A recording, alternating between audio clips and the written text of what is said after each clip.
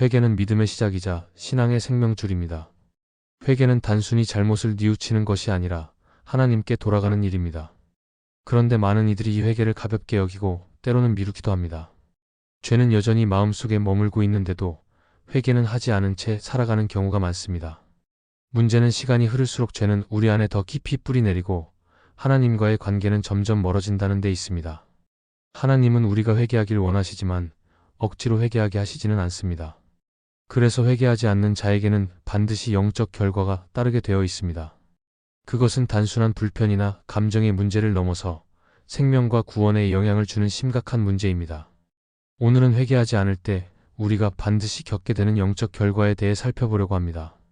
이것은 피할 수 없는 현실이며 신앙의 중심을 바로 세우기 위한 하나님의 경고입니다. 첫째, 회개하지 않으면 말씀도 결국 심판이 됩니다. 하나님의 말씀은 본래 우리를 살리기 위해 주신 것입니다. 하나님은 말씀을 통해 자신의 뜻을 드러내시고 우리가 어떻게 살아야 하는지를 가르쳐 주십니다. 말씀은 죄 가운데 있는 우리에게 돌이킬 수 있는 길을 열어주시며 그 길로 걸어갈 수 있도록 도우시는 은혜의 도구입니다. 그러나 이 말씀은 단지 귀로 듣고 머리로 아는 지식으로만 머물러서는 안 됩니다. 말씀은 반드시 마음으로 받고 삶에서 순종으로 이어져야 합니다. 그렇지 않으면 그 말씀은 오히려 우리를 책망하고 정죄하는 근거가 됩니다. 회개 없는 상태에서는 아무리 많은 말씀을 들어도 그 말씀은 우리에게 유익이 되지 않습니다. 도리어 마음은 점점 더 완고해지고 양심은 무뎌지며 죄는 계속해서 자리를 잡게 됩니다. 말씀은 살아있고 능력이 있으며 좌우에 날선 어떤 검보다도 예리하다고 히브리서 기자는 말합니다. 그런데 이 검은 회개하는 자에게는 치료하는 수술칼이 되지만 회개하지 않는 자에게는 심판의 칼로 바뀌게 됩니다. 말씀은 회개하는 자를 살리지만 회개하지 않는 자에게는 오히려 하나님의 공의를 드러내는 심판의 도구가 됩니다. 하나님께서는 단 한 번도 무책임하게 사람을 심판하신 적이 없습니다. 언제나 먼저 말씀하셨고 기회를 주셨습니다. 말씀을 통해 돌아오라고 반복해서 부르셨습니다. 그러나 사람이 그 부르심을 무시하고 고의로 외면할 때 말씀은 더 이상 회복의 통로가 아니라 정죄의 기준이 되는 것입니다. 이스라엘 백성의 역사에서 이런 예는 수도 없이 등장합니다. 특별히 예레미야 시대의 유다는 하나님의 말씀을 수없이 들었음에도 불구하고 끝내 돌이키지 않았습니다. 예레미야는 눈물로 회개를 촉구했고 하나님의 마음을 대언하며 백성을 일깨우려 했습니다. 하지만 백성은 듣지 않았고 결국 그들이 거부한 말씀이 그들을 무너뜨리는 심판의 선언이 되고 말았습니다. 말씀은 우리를 위한 하나님의 초청입니다. 그러나 회개하지 않으면 그 초청은 외면으로 바뀌고 외면은 결국 단절로 이어지며 그 단절은 심판으로 이어집니다. 우리가 매주 예배 시간마다 듣는 말씀, 날마다 묵상하는 그 말씀은 단지 은혜로운 내용이 아닙니다. 회개 없는 마음으로 들을 경우 그 말씀은 나를 고발하는 증거가 됩니다. 마치 법정에서 판결문이 선고되듯 하나님은 내가 어떻게 말씀을 들었고 어떻게 반응했는지를 기준으로 나를 판단하십니다. 예수님께서도 그러한 말씀을 하셨습니다. 마지막 날에 많은 사람이 주여 주여 하며 나아오겠지만 주님은 그들에게 말씀하실 것입니다. 나는 너희를 도무지 알지 못한다. 이는 그들이 말씀을 듣고도 회개하지 않았기 때문입니다. 주님의 말씀은 언제나 살리기 위한 것이지만 사람의 태도에 따라 심판이 될 수도 있다는 사실을 잊지 말아야 합니다. 우리는 하나님의 말씀을 들을 때마다 두렵고 떨림으로 반응해야 합니다. 나의 죄를 발견하게 될 때마다 즉시 하나님께 나아가야 합니다. 말씀 앞에서 변명하거나 미루지 말고 진실한 회개의 마음으로 엎드려야 합니다. 그럴 때 말씀은 우리를 살리고 우리 삶을 바꾸며 우리의 영혼을 보호하는 방패가 됩니다. 그러나 회개를 미루고 말씀을 흘려보내면 그 말씀은 마지막 날에 내 인생을 향한 하나님의 증언이 됩니다. 하나님의 말씀을 들었다면 반드시 그 말씀 앞에 자신을 낮추고 돌이켜야 합니다. 그래야만 그 말씀이 심판이 아니라 은혜가 됩니다. 회개 없는 말씀은 심판이 되지만 회개하는 자에게는 말씀이 생명입니다. 둘째, 회개하지 않으면 거룩함이 아니라 종교행위만 남게 됩니다. 신앙은 단지 외적인 행위만으로 유지되는 것이 아닙니다. 예배를 드리고 기도하고 봉사하는 일이 아무리 많아도 그 중심에 회개가 없다면 그것은 하나님이 기뻐하시는 경건이 아니라 껍데기만 남은 종교행위에 불과합니다. 사람은 외모를 보지만 하나님은 중심을 보십니다. 겉으로는 열심히 믿는 것처럼 보여도 그 마음이 죄에 무뎌지고 회개의 자리로 나아가지 않는다면 하나님께서는 그 삶을 거룩하다고 인정하지 않으십니다. 진짜 거룩함은 회개에서 시작되며 회개를 통해 유지됩니다. 사람은 누구나 죄를 짓습니다. 그러나 그 죄를 어떻게 다루느냐에 따라 그 사람의 신앙이 달라집니다. 죄를 인정하고 하나님 앞에서 애통해하며 돌이키는 사람은 점점 더 거룩해집니다. 하지만 죄를 숨기거나 무시하고 그저 종교적인 의무만 반복하는 사람은 점점 더 자기의로 가득 차게 되고 결국 하나님과 멀어지게 됩니다. 그러면서도 자기 스스로는 신앙생활을 잘하고 있다고 착각하게 됩니다. 이것이 회개 없는 신앙의 무서운 결과입니다. 마음은 하나님과 멀어졌는데도 종교적인 열심이 그것을 감추기 때문에 본인조차 깨닫지 못하게 됩니다. 성경에 나오는 사울 왕이 바로 그런 인물이었습니다.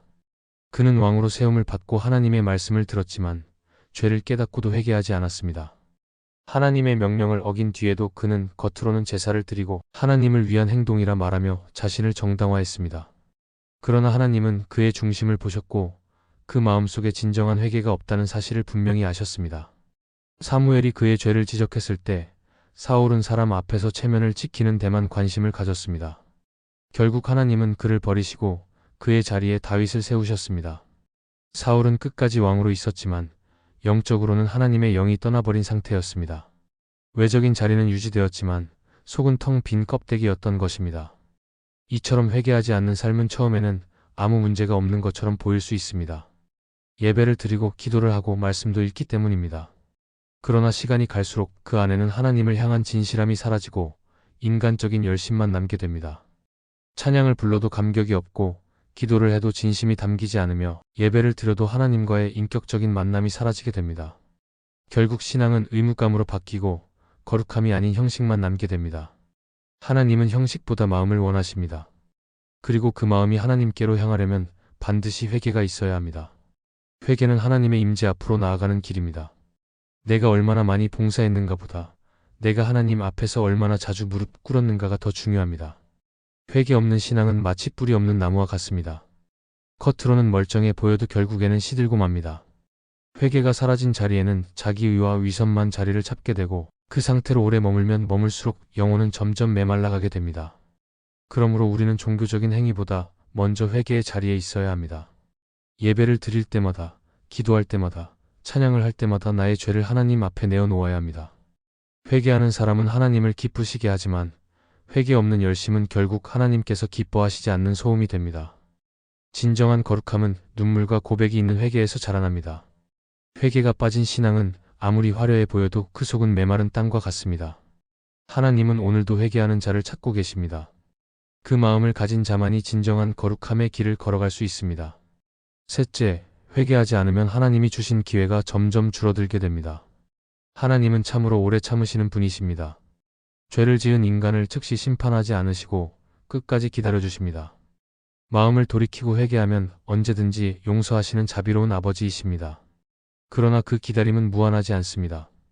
회개의 기회는 오늘 우리에게 주어진 은혜이며 그것을 반복해서 외면하면 어느 순간 하나님이 더 이상 말씀하지 않으시는 때가 오게 됩니다. 하나님은 우리를 강제로 회개시키지 않으십니다.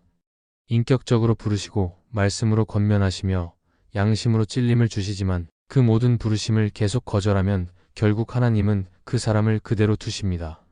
그것이 성경이 말하는 가장 무서운 심판 중 하나입니다. 기회는 언제나 있는 것이 아닙니다. 우리가 지금 말씀을 듣고 있고 하나님 앞에 나올 수 있는 마음이 남아있을 때가 바로 회개해야 할 순간입니다. 회개를 미루고 방치할수록 마음은 점점 더 무뎌지고 나중에는 스스로 돌이킬 힘조차 없어지게 됩니다. 하나님은 계속해서 우리를 부르시지만 우리가 듣지 않을 때는 결국 그 음성이 사라지고 맙니다. 그 음성이 사라지면 회개의 기회도 함께 사라지는 것입니다. 이처럼 하나님이 주시는 기회는 시간이 지나면 줄어들 수 있으며 결국 완전히 닫힐 수도 있다는 사실을 우리는 심각하게 받아들여야 합니다. 성경에 등장하는 에서의 이야기를 보면 이 진리가 분명하게 드러납니다. 에서는 하나님의 약속을 소홀히 여기고 장자의 명분을 한 끼의 음식과 바꾸었습니다. 배가 고프다는 이유로 하나님이 주신 은혜의 자리를 가볍게 여긴 것입니다. 그때는 아무것도 아닌 것처럼 행동했지만 나중에야 그것이 얼마나 중요한 것이었는지 깨닫게 되었습니다. 그리고는 눈물을 흘리며 그 복을 되찾으려 했습니다. 하지만 히브리서에 보면 에서는 아무리 눈물을 흘리며 간구했어도 다시 그 복을 얻지 못했다고 기록되어 있습니다. 왜냐하면 그는 회개의 때를 놓쳐버렸기 때문입니다. 마음이 움직일 때, 성령께서 감동하실 때, 그때 바로 돌아서야 했습니다. 그러나 그는 그 기회를 놓쳤고 이후에 아무리 애를 써도 돌이킬 수 없었습니다.